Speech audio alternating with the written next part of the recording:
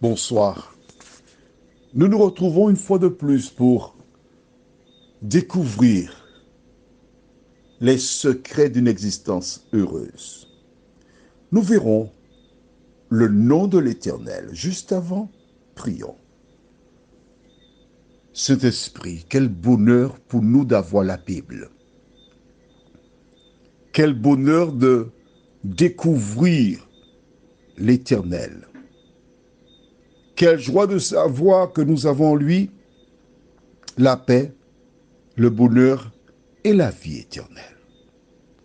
Alors que nous verrons ce thème, que le Saint-Esprit nous dirige dans toute la vérité, nous t'en prions, au nom de Jésus. Amen. Lisons au livre de 1 Roi, chapitre 18, versets 23 à 25. C'est Élie qui s'exprime ici. Que l'on nous donne 2 taureaux, qu'ils choisissent pour eux l'un des taureaux, qu'ils le coupent par morceaux et qu'ils le placent sur le bois, sans y mettre le feu. Et moi, je préparerai l'autre taureau et je le placerai sur le bois, sans y mettre le feu. Puis invoquez le nom de votre Dieu, et moi, j'invoquerai le nom de l'Éternel. Le Dieu qui répondra par le feu, c'est celui-là qui sera Dieu. Et tout le peuple répondit en disant, c'est bien. Élie dit au prophète de Baal, choisissez pour vous l'un des taureaux. Préparez-le les premiers, car vous êtes les plus nombreux. Et invoquez le nom de votre Dieu, mais ne mettez pas le feu. Quand je lis cette portion de la Bible, je suis triste. Je suis triste parce que le peuple a été endoctriné par Jézabel, épouse du roi Akab. Je rappelle pour les nouvelles personnes que Akab était le roi des Israélites. Dieu avait dit de ne pas épouser des personnes d'autres communautés parce qu'elles les détourneraient de la vérité. Mais Akab a choisi une femme, Jézabel, la fille de roi dont le grand-père avait appelé son fils Et Baal. Baal, c'est le nom de Dieu païen. Et voici Élie qui propose au peuple, nous ferons 2 autels. Ils sont plus nombreux, donc ils seront les premiers à présenter l'offrande, le taureau. Je ferai ensuite, et le Dieu qui est le véritable répondra par le feu. C'est-à-dire le feu sortira du ciel, descendra, brûlera l'offrande. Et ce sera la démonstration que c'est le vrai Dieu. Ce qui m'attriste dans ce récit, c'est d'entendre le peuple dire, la fin du verset 24, et tout le peuple répondit en disant, c'est bien. En fait, ils ont besoin d'une démonstration qui prouve que l'Éternel est le vrai Dieu. Ça ne te rappelle pas quelque chose? Non? Une personne? Tu veux savoir de qui il s'agit? Prends un miroir, regarde dans le miroir, tu verras la personne. Peut-être. Beaucoup de gens me disent, ah oui, j'aurais voulu que Dieu me parle personnellement, qu'il me donne un signe pour que je voie. Et là, je croirai.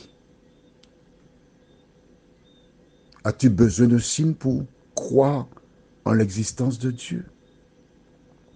Mais en lisant la Bible, en voyant ce qui se passe dans notre monde, quand tu rapproches ces faits à la parole de Dieu, tu n'as pas la preuve que Dieu existe. Mais les enfants d'Israël, c'est pire.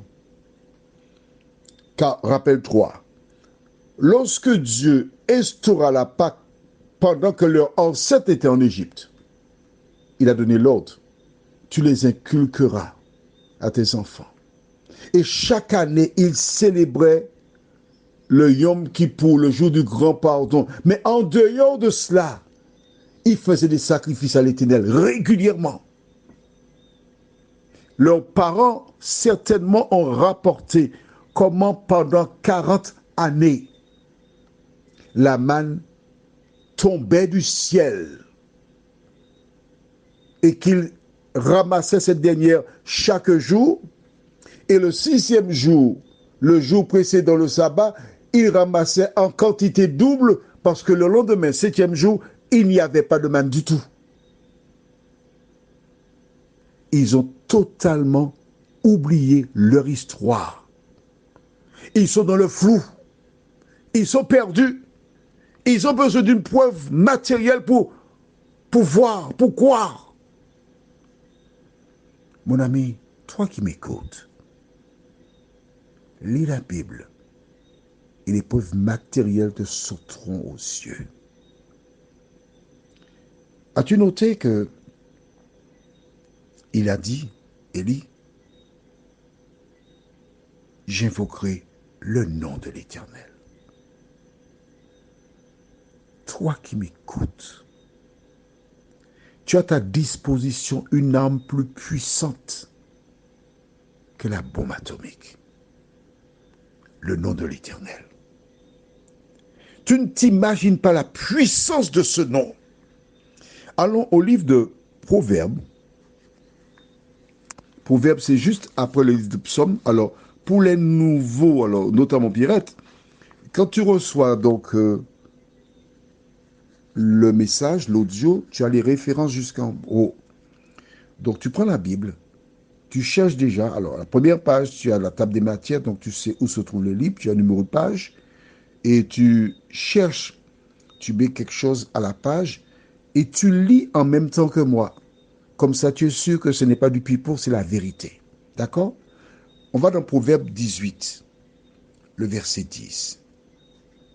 C'est magnifique ce que nous lirons là maintenant. Le nom de l'Éternel est une tour forte. Le juste s'y réfugie et se trouve en sûreté. Tu te rends compte? Élie est seul sur la montagne, le mont Carmel. 450 prophètes de Baal. Le peuple d'Israël, il est seul, mais il est seul avec l'Éternel des armées. Et il dit, j'invoquerai le nom de l'Éternel. Voudrais-tu que l'Éternel fasse quelque chose pour toi? Regarde bien. Je répète, le nom de l'Éternel est une tour forte. Les gens se réfugiaient dans les tours, ils étaient en sécurité. Et la suite du verset déclare, le juste, qu'est-ce que le juste? Le juste, c'est la personne qui croit en Dieu. Le juste, c'est celui qui marche selon la parole de Dieu. Le juste, c'est celui qui respecte l'ordre de Dieu. On va écrire dans ton cahier, Proverbe 28, verset 13. Proverbe, P-R-O-V-E-R-B-E-S. Proverbe 28. Dès que tu crois que Dieu existe, dès que tu crois que Jésus est le sauveur du monde, tout ce que tu as à faire, c'est dire, Jésus, viens à mon secours. Quel que soit le problème que tu rencontres, mais tu as bien vu, il a dit, le juste s'y réfugie et se trouve en sûreté. Il n'y a pas de juste sur terre. Mais celui qui tend à faire la volonté de Dieu, qui marche selon la parole, Dieu le bénit. Alors, tu as trouvé Proverbe 28, verset 13? Celui qui cache ses transgressions ne prospère point. Mais celui qui les avoue et les délaisse obtient miséricorde. Tout ce que tu as à faire avant d'appeler le nom de l'Éternel, c'est de regarder ta vie. Si tu as fait des choses que tu ne devrais pas, reconnaître que tu as mal agi, dis Seigneur, je te demande pardon. Et une fois que tu as fait cela, tu n'as pas besoin d'aller voir quelqu'un pour ça, non? Chez toi, dans ton cœur, tu parles à ton Dieu. Il t'entendra. Il te délivrera. Prions. Notre Seigneur et notre Dieu, nous sommes heureux de savoir que le nom de l'Éternel est une tour. Seulement le nom de l'Éternel, en évoquant ton nom seulement, Seigneur, tu nous entoures et tu nous protèges. Merci de nous aider à lire plus souvent la parole, parce que l'ennemi fait tout pour que nous puissions nous détourner d'elle. Alors conduis-nous dans toute la vérité encore, Seigneur, et fais-nous du bien comme toi seul peux le faire, nous t'en prions. Au nom de Jésus et pour ta gloire éternelle. Amen. Je te souhaite une bonne nuit sous le regard de Dieu.